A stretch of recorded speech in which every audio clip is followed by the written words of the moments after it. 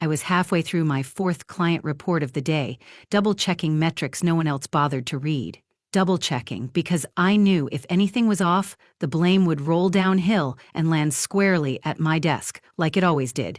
When the company-wide email hit, subject line in all caps, "New lead announcement," and even before I clicked, even before I saw the name, I felt it, that invisible punch to the chest that comes when your instincts beat the facts to the finish line, because I already knew what the message would say, knew who it would name. The same way you know a storm's coming, not because the clouds tell you, but because the air goes still, like it's holding its breath. So I clicked, and there it was, in a tone so saccharine it made my teeth hurt. Please join us in congratulating Brian on his promotion to lead client strategist, written like a celebration but landing like a dismissal, like a door quietly shutting in my face. Brian. The same Brian who took credit for the Q3 upsell, even though I was the one who stayed late 3 nights straight to revise the pitch deck.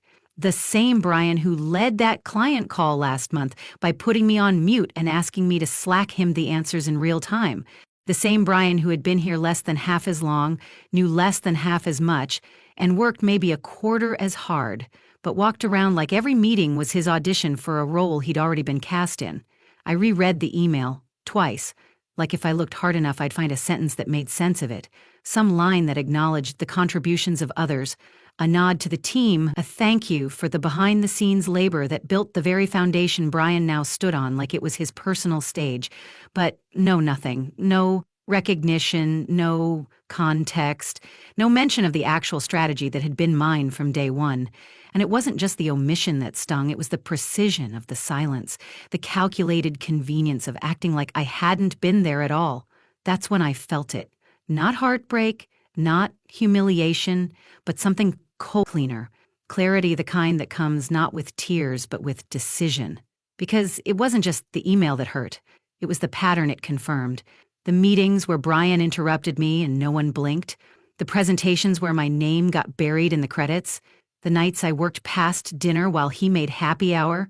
And now this email, this promotion, is proof that the system didn't need me.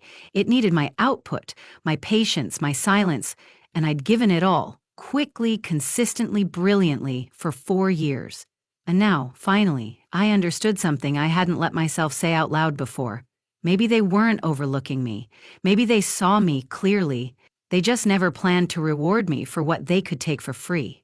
The next morning, Brian strolled into the office 15 minutes late, iced coffee in one hand and his new title practically glowing on the lanyard around his neck, and I sat at my desk, typing, tracking, pretending not to notice the way he lingered in front of my cubicle like he wanted a reaction, like he expected applause, but I gave him nothing, not because I was being the bigger person, but because I was saving every ounce of energy for something better, because by then I had already started taking notes, not the kind I'd submit for review, not the kind I'd format for a slide deck, but the kind I'd keep for myself, documenting the quiet hypocrisies, the policy gaps, the patterns I'd ignored when I still thought merit mattered more than proximity to power. Brian said, "Big shoes to fill, huh?" With that smug half-smile people wear when they're trying to act humble and failing spectacularly, and I just nodded, turned back to my screen and opened a new document. Not for a client report, but for the first draft of my resignation letter. Not because I was ready to send it, but because I needed a reminder that the exit existed, that I wasn't trapped. I didn't have to keep shoveling coal into a train going nowhere just because they'd convinced me I was lucky to be on board. That week, I watched the office more carefully, watched Brian delegate the bulk of his lead strategist work to interns and junior associates who looked confused but didn't question him because he had a title now, watched my manager nod through Brian's status updates, even when they were clearly stitched together from other people's reports, watched HR announce a new talent initiative focused on inclusion and advancement while the only people getting promoted looked exactly like the last round of hires, and still, no one mentioned me. No one asked why the most reliable strategist on the team hadn't even been interviewed for the role. No one seemed to think it was strange that I'd trained Brian on half the platforms he was now overseeing. But what they didn't realize, what they never seem to realize until it's too late, was that people like me, the quiet ones, the steady, we don't always stay quiet. Sometimes we're just studying the system long enough to build the kind of exit that's not about leaving. It's about detonating the illusion that you ever had control. So I kept documenting, kept saving emails, kept exporting deliverables and timestamps and chain of command breakdowns that made it crystal clear who was doing what, who had contributed where, who had been erased and who had taken credit. I wasn't just preparing to leave, I was preparing to leave loud, to leave clean, to leave in a way they couldn't explain away with a generic exit survey or a 2-sentence farewell email. Because if they were going to pretend I didn't matter, then they were going to have to face what happened when the person who held everything together finally stopped holding it at all. By the third week of Brian's reign as lead client strategist, the cracks were no longer quiet. They were visible, audible, spreading like a virus through the workflow, infecting every process we once relied on. And you didn't need to be a senior analyst to notice it. You just had to pay attention to the missed client follow-ups, the project files labeled incorrectly, the blank stares Brian gave when asked about KPIs he was supposed to be tracking, and I didn't say a word. Not because I wasn't furious, but because the disaster unfolding was the exact proof I needed, the living receipt of everything I'd been screaming internally for the past 4 years.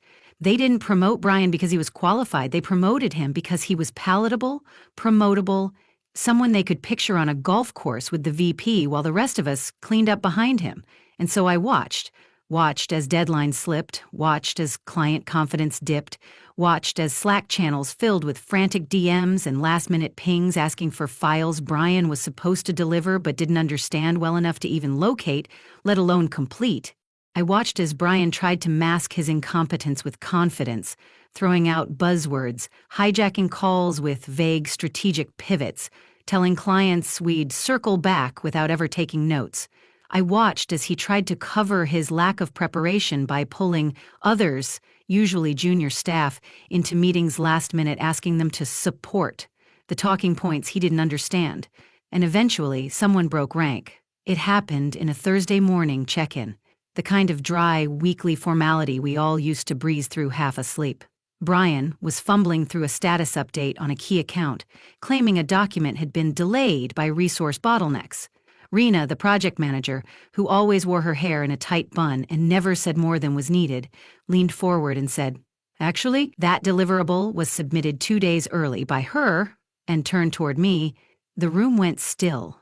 Brian stammered. My manager cleared his throat, and I didn't flinch.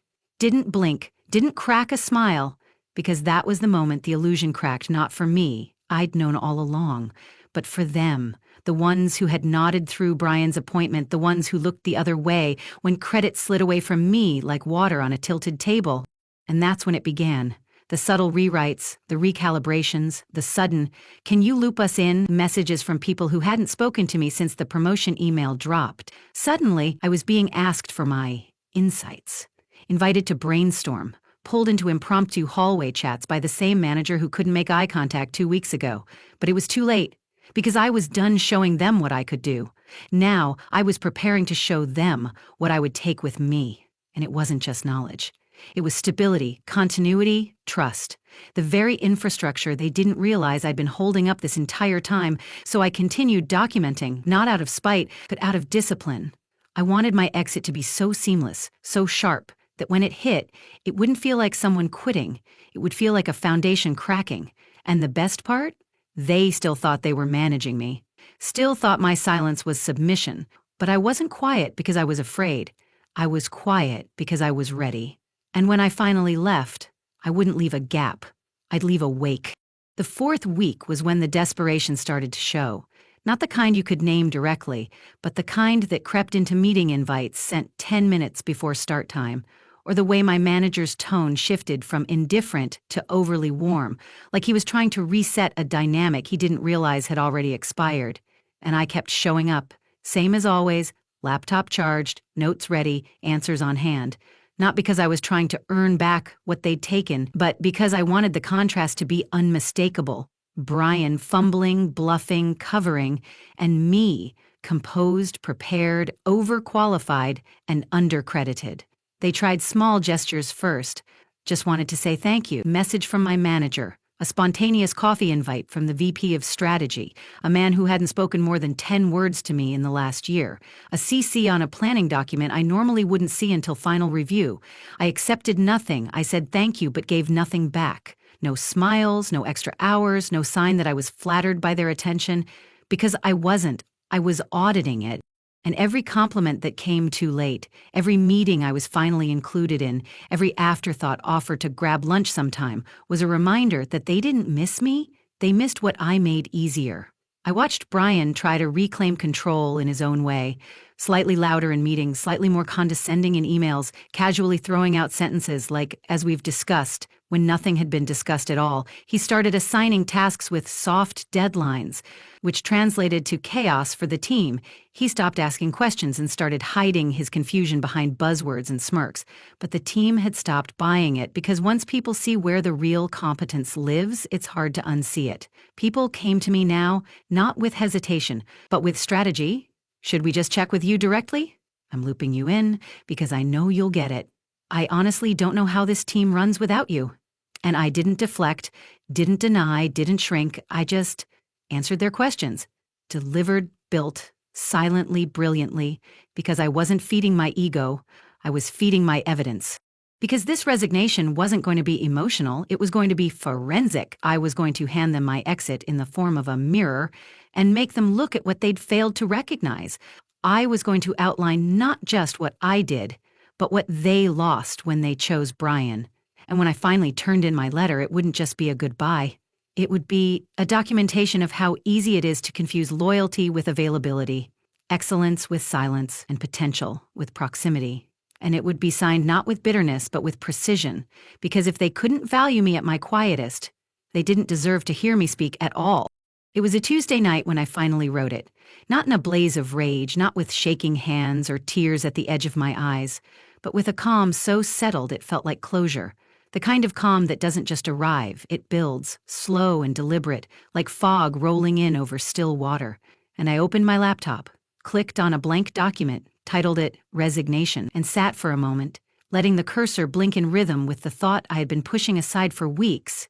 This time, I was not going to beg them to value me. I was going to show them what it cost not to. I didn't start with thank you, because it would have been a lie. I didn't open with grateful for the opportunity because I was no longer grateful. I was exhausted. Gratitude, real gratitude, requires reciprocity. And this place had drained me dry under the illusion that loyalty was its own reward. It wasn't. It was the trap. And I had finally found the exit. What I felt as I started typing wasn't bitterness. It was precision. It was proof that I had outgrown the box they kept me in, proof that I'd been passed over, talked over, and leaned on without credit, proof that I had become essential to a system that refused to say my name unless it was to fix something broken by someone louder. So I wrote, clean, sharp, undeniable, no exclamation points, no hedging, just facts. I detailed my timeline at the company, 4 years of consistent output, 0 missed deadlines, dozens of high-retention clients who returned not because of brand loyalty, but because they knew I delivered when no one else could. I named the accounts I'd saved, the strategies I'd written, the reports I'd ghost-compared for leaders who never bothered to glance at them before claiming ownership. And I did it, not to gloat, but to record, to mark the ledger of effort they'd quietly erased and pretended wasn't worth acknowledgement. I referenced the recent promotion decision without elaboration. No names, no drama, just one sentence. It has prompted me to reconsider what kind of leadership is truly valued here. And that was enough, because if they had to ask what I meant, they already knew. I wrote about how often I'd been told I was dependable, a rock, the glue, and how none of those compliments had ever translated to advancement, to visibility, to leadership. I noted how consistency had become invisible, how excellence had become expectation, how my silence had been misread as satisfaction, and then I laid out my plan. 2 weeks' notice, full handoff included. Every open item documented, every process labeled, templated, and categorized. I wouldn't leave a mess because the person they were about to lose wasn't just a good worker. I was infrastructure. I saved the letter, reread it once, didn't change a thing, because it didn't need embellishment. It already said everything they refused to hear. while I was still there, still silent, still performing under pressure they never bothered to measure. I didn't write it to hurt them. I wrote it to release myself. Gun the weight. Gun the waiting. Gun the illusion that working harder would ever make me seen in a place built to overlook me. And when I hit save, it didn't feel like the end. It felt like the beginning. Because by teaching me I wasn't valued, they taught me how to value myself. And now? Now they'd get to read what they refused to recognize. And no matter how fast they tried to clean it up, the truth would echo longer than any apology ever could.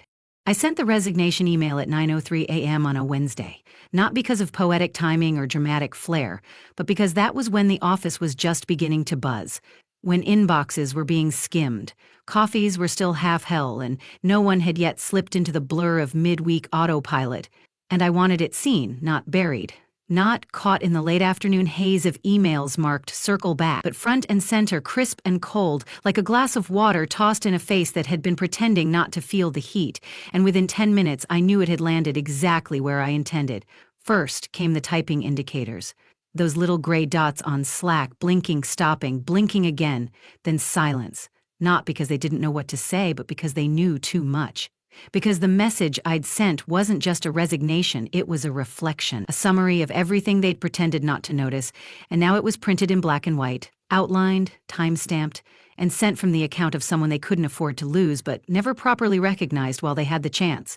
At 9:27 a.m., I saw my manager walk past my desk. He didn't stop, grin and say a word, just tightened his jaw, checked his watch, and kept walking, like he was trying to remember when exactly he'd lost control of the narrative. By 10:00 a.m., the HR calendar pinged with a quick sync invite. The subject line, transition planning, no emotion, no urgency, just damage control. I accepted because I wanted to see their faces, wanted to sit across from the same people who had overlooked me, downplayed me, bypassed me, and now had to ask how to survive without me. In the meeting, they tried their best to stay composed. I opened with the script. We're sorry to hear about your decision. We'd like to understand how we can support you in this transition. I nodded, said nothing, let them fill the silence. My manager cleared his throat, started to speak, then stopped. Eventually, he said, I'll admit I was surprised. I thought things were okay, and that was the moment I knew I'd made the right choice. Because when someone in power tells you they thought things were okay, what they really mean is, you didn't scream loud enough for me to notice your suffering. What they really mean is, I took your silence as consent. I responded simply, you promoted someone who doesn't understand the job over the person who trained him. That told me everything I needed to know. The room went quiet again. Hare took notes they'd never use. My manager looked down at his hands like maybe he'd find the answer buried in his palms. I ended the meeting early, told them I'd be completing my final documentation within the week, told them they'd receive a full walkthrough on Friday, told them I expected no farewell party, no forced card, no empty gesture. I'd already said what needed to be said, and anything more would only dull the sharpness of what they were now forced to sit with, the realization that the person they counted on most had walked out not in anger, but in excellence, and wasn't coming back. By Thursday, the resignation wasn't just mine. It belonged to the office now. Passed from desk to desk in half sentences and side glances, dissected in Slack threads I wasn't included in, spoken about like a secret too big to stay hidden because everyone felt it, not just in their workload, but in the energy, the way the air shifted when people realized I wasn't bluffing, wasn't negotiating, wasn't performing one last act of burnout disguised as loyalty. I was gone, even with my body still in the chair, and it scared them more than they wanted to admit. I walked past people who used to ignore me, now pausing mid-emit, making small talk, overcompensating with curiosity that reeked of guilt. So, what's next for you? Got something lined up already? That letter was really well written. They meant surgical. They meant unignorable. They meant, we read it twice and still aren't sure how to respond without admitting we saw it coming. And I played it cool, because I wasn't here to comfort anyone. I wasn't here to reassure them that the machine would keep running without me. I wasn't here to make them feel better about watching it happen. Brian avoided me entirely. He must have heard, or maybe someone showed him. Someone forwarded the line about the recent promotion decision and how it reframed what I thought this company truly valued. Maybe he finally read one of my reports in full and realized it was a map he could never follow. Or maybe, and this was more likely, He simply didn't know what to say to someone who no longer saw him as competition but as collateral. By the end of the day, I had 4 new LinkedIn connection requests, 2 casual coffee invites, and 1 message from a junior employee that simply said, "Reading your letter made me feel like I wasn't crazy. Thank you." And that was enough. Because I hadn't written it for revenge, I hadn't walked out for applause, I'd done it to name what too many people swallow, to make visible what they've been told to tolerate. And in doing so, I didn't just exit the system, I cracked the facade. Here scheduled an employee experience review. Leadership suddenly wanted feedback. There were murmurs of a realignment. But I wasn't interested in any of it, because the thing about being overlooked is that once you see it clearly, you stop needing to be seen by the people who never looked up in the first place. I spent my last 2 days documenting everything, organized, thorough, and deniable. I wrote guides, created clean folders, labeled templates. I handed over my knowledge like a torch they never deserved to hold, because I wanted my exit to do what my presence never could, force them to reckon with what they lost. And when Friday afternoon hit, I turned in my badge, closed my laptop, walked to the elevator without looking back, because when you've been everything, silently, and they still chose noise, you don't exit like a shadow, you exit like a truth no one can unknow. I left the office at 5:02 p.m. on my final day. Not early, not late, just deliberate, a quiet ending to a loud absence they hadn't realized was already in motion. And I didn't look back, didn't take a last photo at my desk, didn't linger in the doorway pretending I'd miss it, because I wouldn't. Not the room, not the routine, not the rusted ceiling they tried to sell me as a sky. And the elevator ride down was silent except for the hum in my chest that didn't feel like sadness. It felt like return, like the version of me that used to believe I had to wait for permission had finally caught up. I stepped out into the street with no job title to hide behind, no company card in my wallet, no structure cushioning my next move, and I felt free, not because I had a plan, not because I'd lined up my next salary, but because I finally understood the cost of staying, the price of loyalty that only flows one way, and I'd paid it in full.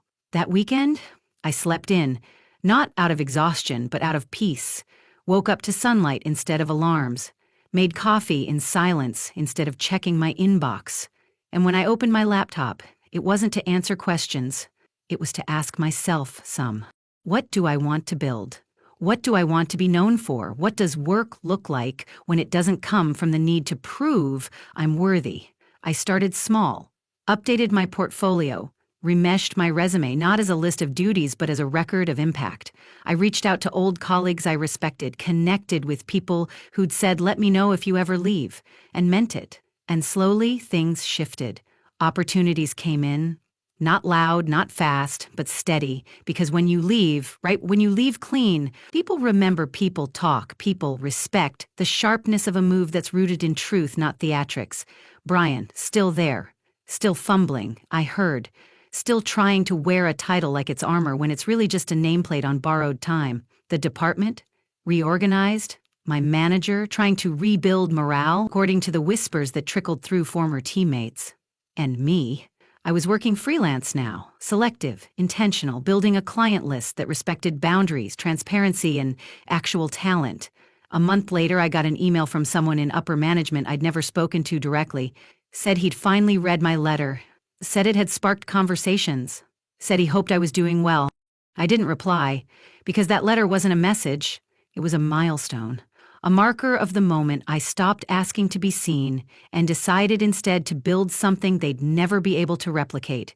And maybe that's the lesson here, that the quiet ones, the steady ones, the ones who build the system while others stand on it, we're not waiting anymore. We're not staying to prove a point. We're leaving to prove a precedent.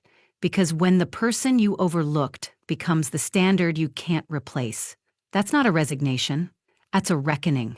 And I walked away not just with my dignity, but with their blueprint in my hands, rewriting it on my own terms in a language they'll never understand, because it's called respect.